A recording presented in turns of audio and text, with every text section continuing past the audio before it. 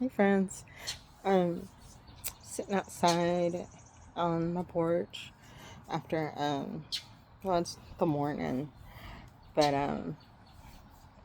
after sitting inside for a little bit and reflecting on getting up. I feel like it might be a theme. This getting the drive and motivation to get up. It's a struggle for me, chronic fatigue. But one of the things I wanted to touch on and that I was reflecting on was that why was trying to think about why I resist resting so much. And it's because I don't know, I've been tired most of my life. Like, I'm always tired. I feel like it was a personality trait until I started, looking into some of the other, like the medical symptoms and stuff like that, recognizing that it wasn't normal. But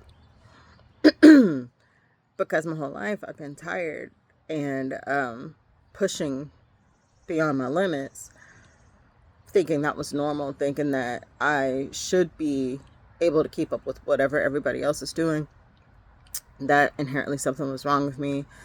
And I was just lazy, or just all the negative things about it. And so to overcompensate, which I didn't even realize was overcompensating, I would push. Okay, apparently, if this is what's happening and I'm doing everything that everybody else is doing, and they're not complaining about how tired they are, it must be true. I must be really lazy. Um, and that's a really hard thing to come to terms with. Um, I mean, it's a blessing. It's a great thing once you realize that, no, I'm not a lazy piece of shit. There was something wrong the whole time. um, and maybe not wrong, just there was something going on that I needed to address, didn't have the capability to address. But now that I do, I'm aware of it and I can start making the adjustments. But before all that, the realization that you were actually struggling and that your struggle was valid, it really adjusts your whole mindset about how you view yourself. If your whole life you felt like a lazy piece of shit, then that trickles down to all the other thoughts you have about yourself. And so as you start doing the work to unfold unfold everything that's been on top of that, it becomes, I think I touched on this in another video, if I'm not this, then what am I? Because every time I reach a new layer, I feel like, oh, this is it, this is why. And then there's something else. But I'm starting to have fun. That's another thing in your mind shift with healing. Once you realize that healing is not, doesn't have a finish line, it keeps going because there's always something to learn. So at first I was peeling back those layers and folding everything back and getting discouraged because I'm like, when is it going to end? But then you realize, nope, it's never going to end. So now I'm having fun with the discovery of a new layer. I'm like, oh, what else is there? What else can I do? What else can I learn? And that's exciting. But going back to the resisting rest, it's still a struggle for me. But I don't know. I can't even explain why. Maybe because it's such an ingrained habit. I really do need to be mindful and pay attention to it. But rest, and as I'm learning and as I'm going through my schooling, restorative rest is not leisure. Restorative rest is necessary. It is not it's not something to be earned. It's not something to be deserved. It is essential to well-being, to living, to life. we do our work, we do what we need to do, and our bodies need time to recover. Just day-to-day life, we think we have to earn it. We think we have to work hard to earn it.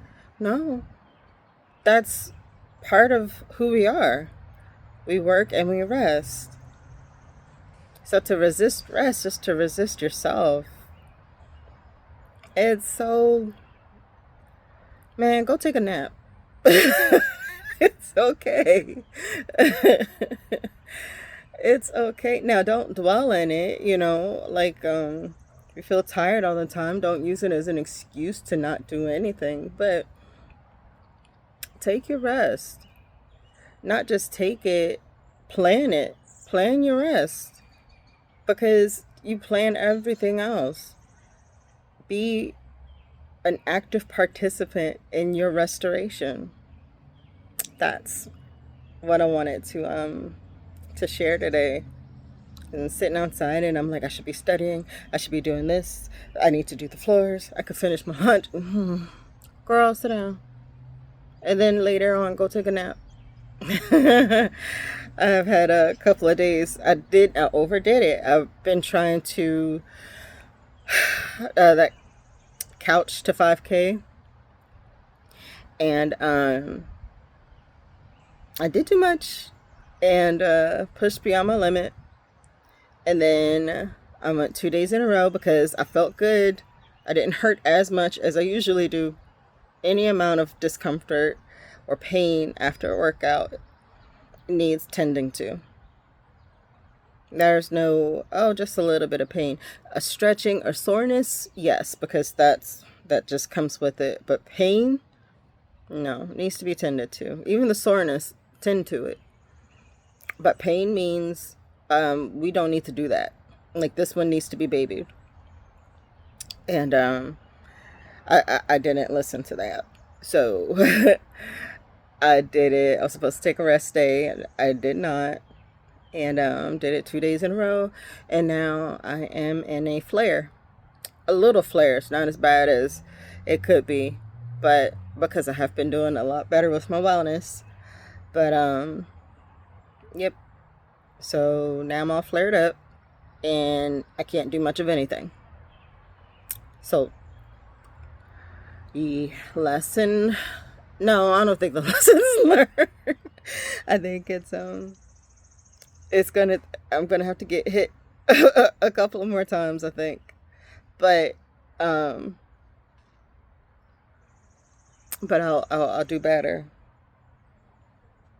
That restorative rest is essential. We need it.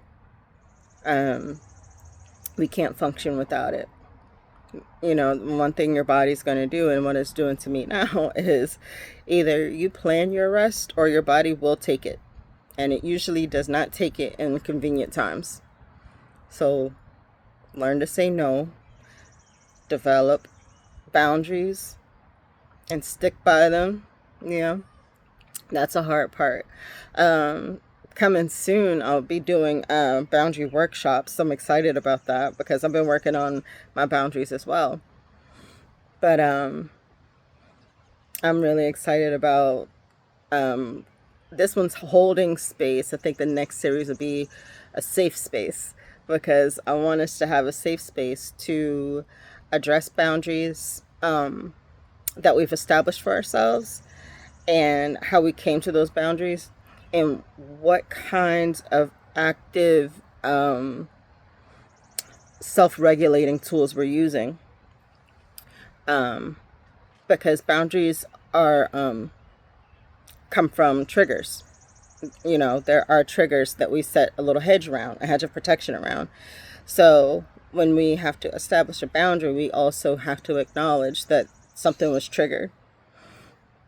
So that safe space is a place to talk about that, and to get feedback on boundaries on the boundaries you want to establish, so you can get more comfortable doing it out there in the real world. I look forward to that. That'll be coming in a couple of months. But anyway, That's one of your restorative rest tools, making sure that you establish boundaries so that you don't overwork yourself, overextend yourself. And sometimes you have to set boundaries with yourself. You have to say, no, I won't touch this.